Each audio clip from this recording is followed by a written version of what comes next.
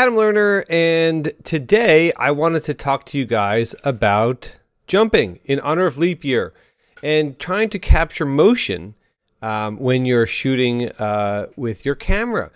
I think it would be a lot of fun to go out there and in honor of leap year do some jump shots or shots of people jumping or in the air.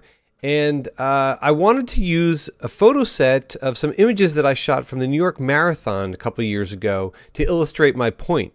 Right here in Brooklyn, the New York Marathon actually runs right through town, and we try to go every year, cheer everybody on, and take some photographs. We always have friends that are in there. It's a lot of fun. So I wanted to talk about what I did and what you guys can do to try to get this motion to be frozen. All right, so when I went out there, I went out with a 70-200 with my D3S. And the reason for that being is that when you're shooting an event like this, there's so many people and so many distractions in the background that I wanted to shoot at a long focal length so that all that background stuff would just kind of be blurred out of the image, but it would lend context to my setting, okay? Now, if you can see the settings that I have over here, I was at f2.8 because I wanted a really shallow depth of field. I was shooting far enough away that I knew that my runners would be on, about the same focal plane. I was at ISO 400. Again, D3S, I probably could have been at ISO 200, but 400 really doesn't matter. And I was at 1/1250th of a second. Now, anything you shoot pretty much 1/500th of a second and higher is going to stop motion, okay? So that's a really good rule of thumb. Now, in order to get to that 1/500th of a second, you might have to make other compromises. You might have to do a wide aperture. I did that by choice, okay? You might also want to bump your ISO. Now, in this case, what I did is that the sun was really long. You can see the long shadows. And there was like a little, canyon of light that was passing through the streets over here.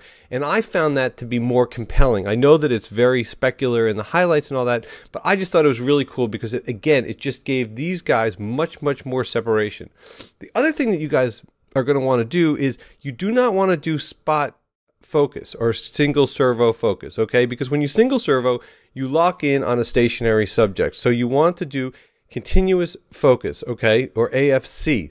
And what you're going to be doing is you're going to be tracking the runner, okay, and then you're going to fire off that shot. Now, the other thing that you want to do is you want to look at the cadence of the folks that you're watching. So as you're tracking them, see how they're moving and wait for those decisive moments. You can see both of these guys are completely up in the air. Their motion is 100% frozen, okay? Let's just keep going over here. I was just having a lot of fun with this. I mean, I just thought that it was kind of remarkable because these guys, these guys were at the front of the pack, and they are running so incredibly fast that you don't really realize that they are, pretty much getting air every other step. These were just random shots that I took of these folks, and every one of these guys is up in the air. I mean, completely up in the air. I guess that really kind of goes to show you what kind of havoc you're doing to your body and your joints if you're doing that kind of compression. But these guys were really superior athletes. You can see, again, this guy's way up in the air. This guy's way up in the air.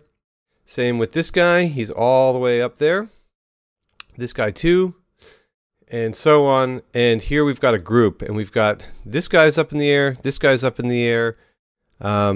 Let's see. We've got this guy up in the air. This guy is just barely landing over here. I mean, it's pretty cool. All these guys are just kind of flying in synchronicity with each other. So just a few tips to review, okay? You guys are probably going to want to have a DSLR that has the ability for you to do AFC, and that also is going to at least allow you to do a fast shutter speed, okay? Some older cameras, some film cameras, they peak out at 1/500th of a second. In some cases, that could be good. Even here, because how bright it was that day, I was at 1/2500th of a second. If the light is dim and you don't really have the option to have a flash with you, you're going to have to bump your ISO, because if your shutter speed is too slow, your motion is going to blur. The other thing is that if you're using your camera to pan, let's say, okay, you might also drag motion and get motion blur. That can be a really cool effect, but I was not going for that. I was basically kind of parked in one position and just kind of firing shots at will. And I was kind of tracking people with my camera just a little bit and going, The other thing is that shooting from a low angle also kind of emphasizes the jump. Okay, when you shoot down on somebody who's jumping, you don't really get that kind of emphasis. This shot, I guess I was a little bit lower. It's just kind of more, I guess, emphatic about the jumping bit as well. You also want to try to time it so that you're shooting at the peak of the jump. Okay, you don't want to get somebody when they're just lofting, and you don't want to get somebody when they're, you know, falling down. Look, it's a lot of trial and error. If you guys are going to try this with some friends, or you're going to do skateboarding stuff, or you're just going to grab a friend and just go out into, you know, a field or a parking lot and do a jump, practice it, okay? Show your friend what they're doing. They might be thinking to themselves, okay, you know what, I could get a little bit more air, or I could stick my legs out a little bit more. You know, have fun with this, all right? I know that there's some people that will do manual focus. And what that means is that they will lock in knowing that, okay, at every point, if you're doing stationary jumping, that your subject is going to basically jump and be at this particular point. So if you don't want to worry about, you know, your focusing, you can do manual focus. I'm much more of a fan of the continuous focus. That's kind of how I want to do this as well. You can also freeze motion with a flash, but we're not going to get into that today. I just wanted to talk to you guys about going out there and having fun with this. You know, if you do decide to use a flash, you want to set your flash to the lowest duration possible. Okay, so that means you want to have a very quick burst, because a quicker burst is going to stop that motion very